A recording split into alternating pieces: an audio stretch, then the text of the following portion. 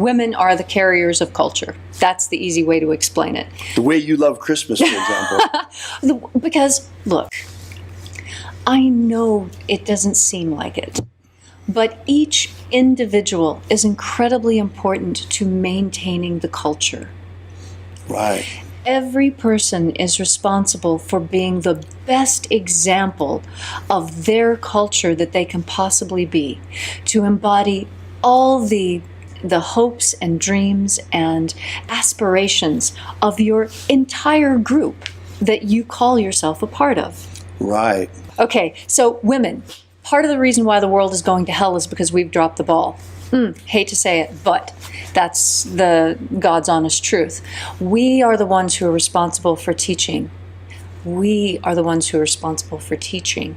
And when we turn our children over to others that we don't know, that aren't family, that don't share our values, we endanger our future, because the children are going to be taking care of us in our old age.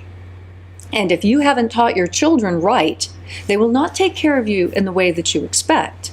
They will take care of you in the way that their new self-created culture deems appropriate, which you may or may not like. This is incredibly important because the exterior culture is constantly trying to divert people from the path of human perfection. Mm-hmm.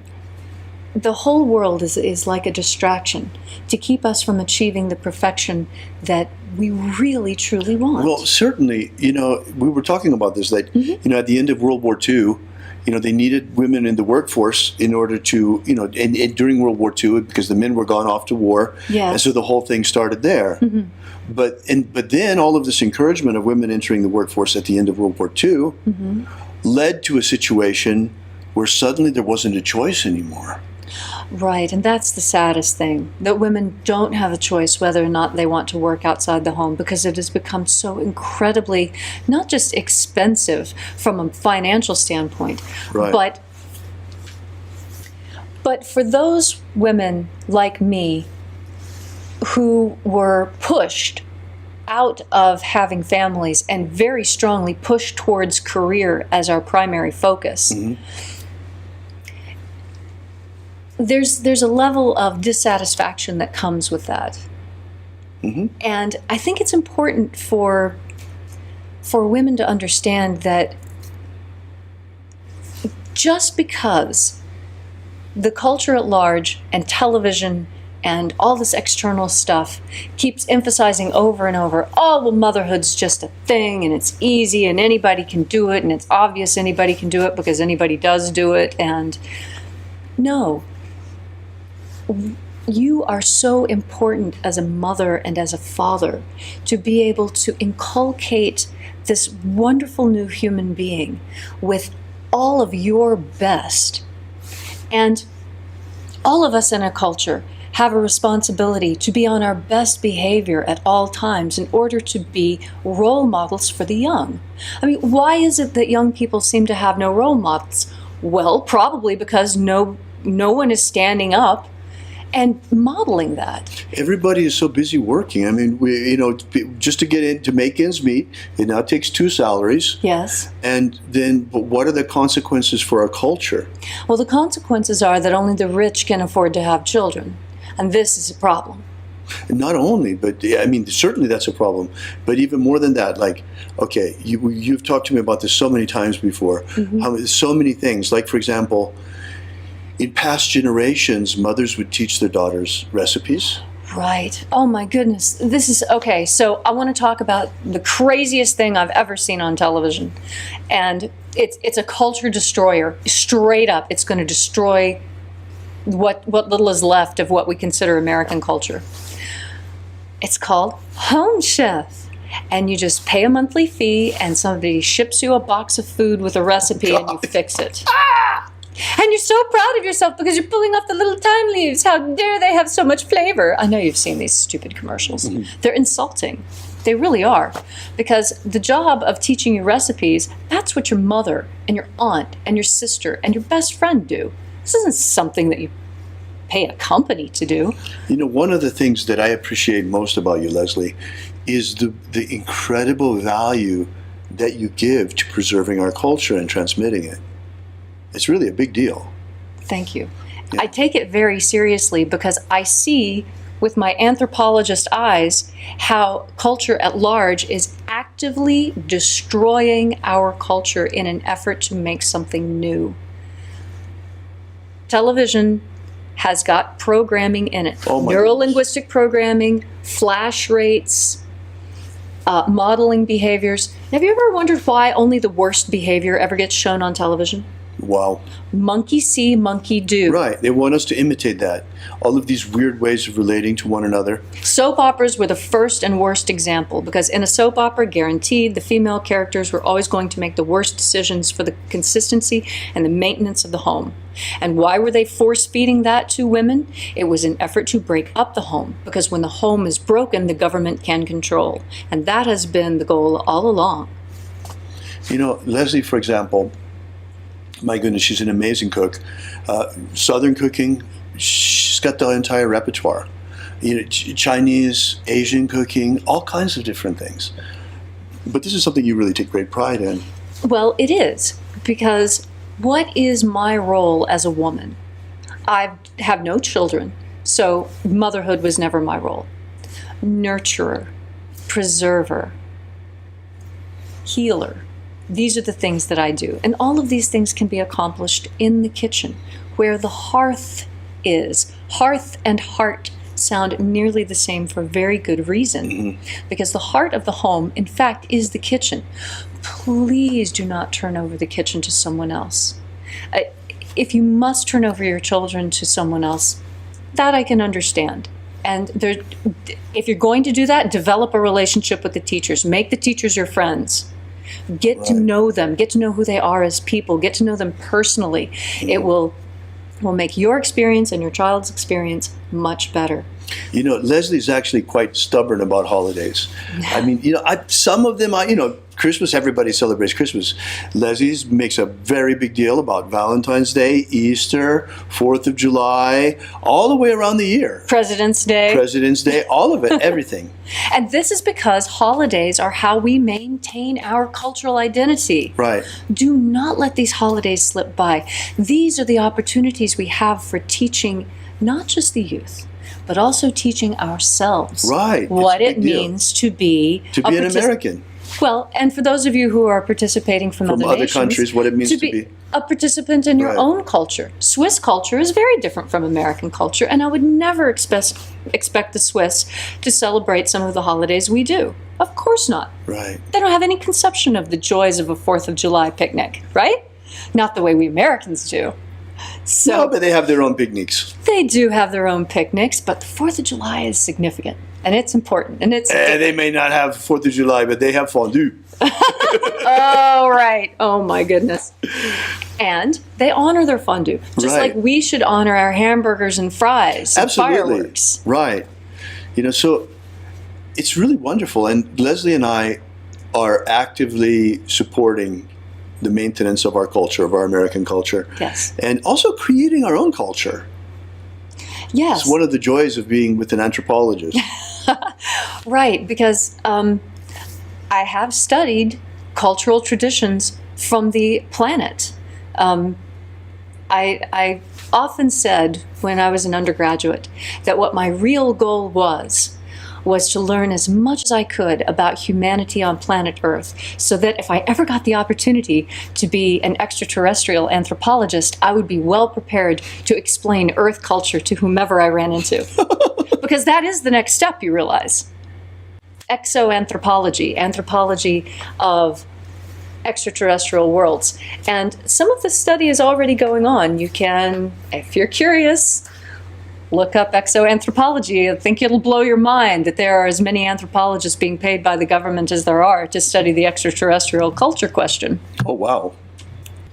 And this is, again, why I'm very, very interested in showing you how maintaining not just your national culture and the human culture, but your familial culture, the little interesting things that we do inside our own Right. family unit that are Right. different from others. And you should cultivate that, because those are the true flowers that we hand to the next generation.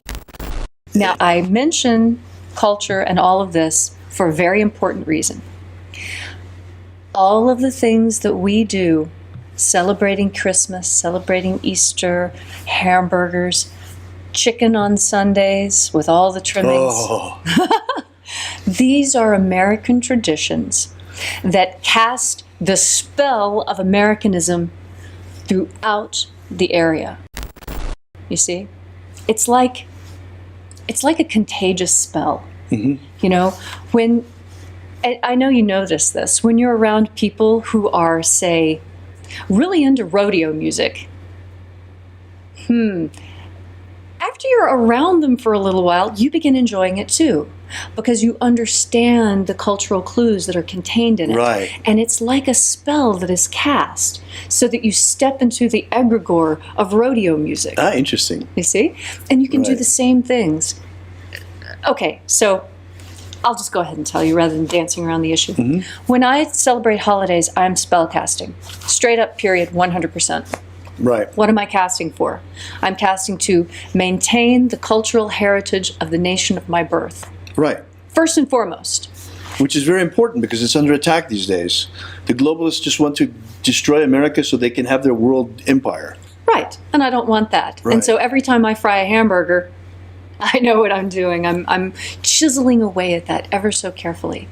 And also, every time I celebrate a holiday, I am thinking back to all the holidays I've ever experienced and reaching back into my ancestral memory and taking the best that I can find and laying it out in this new environment to be reappreciated. And that is a spell casting of love. Right. And what I'm doing is I'm taking the love that I feel for my family and I'm spreading it out through this ritual. All the little decorations, every drop of icing that goes on every frosted individual cookie. It's all spell casting. It's an act of love and devotion in order to maintain all those things that I love about my current life. Right. And our culture. And these are things that you should be doing too. We've got a lot of holidays coming up. St. Patrick's Day. Oh, yeah. As a McQuade, that's a great holiday for me. And yes, I will put on green and go stomping about and bragging about my Mick name. Irish whiskey. You bet. These are important things to do. And teaching, not like Dave, right? Dave said that he was teaching his friends in Switzerland about Right. American culture. Look at that. It's like a spell that can be cast and shared with many people. I'm really glad that you start to talk about these things today, Leslie. There's so many women out there that would love to hear. I know. You've said so many things to me that have been so wise that I think that you know and that women really need to hear from you because you have a lot to say. Thank you.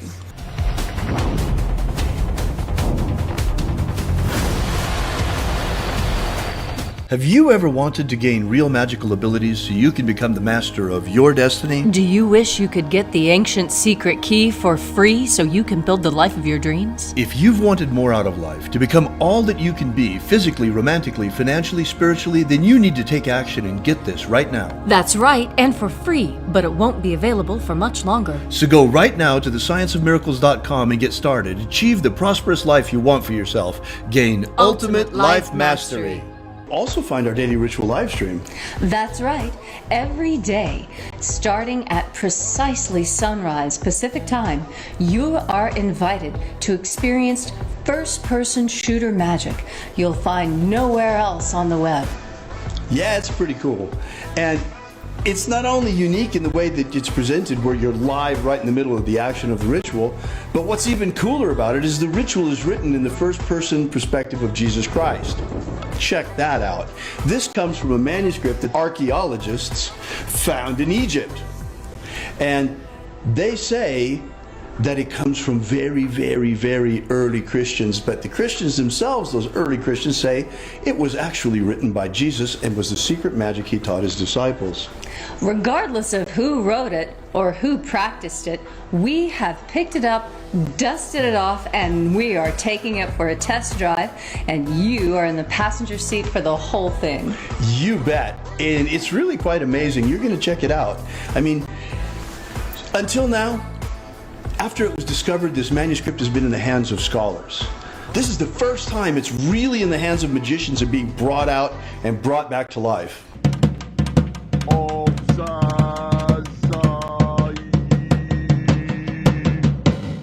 So check us out every morning at sunrise. Are you familiar with the Rosicrucian with what's his name? He's popular in the States. He's the president or the from the Golden Dawn. What's his name? Oh. David Griffin. David Griffin. David Griffin. David Griffin. Have David Griffin. I saw an email yesterday that he sent out about, you know, there's a magical war going on. Demons of the infernal realm. All of them. There is really a magical war going on.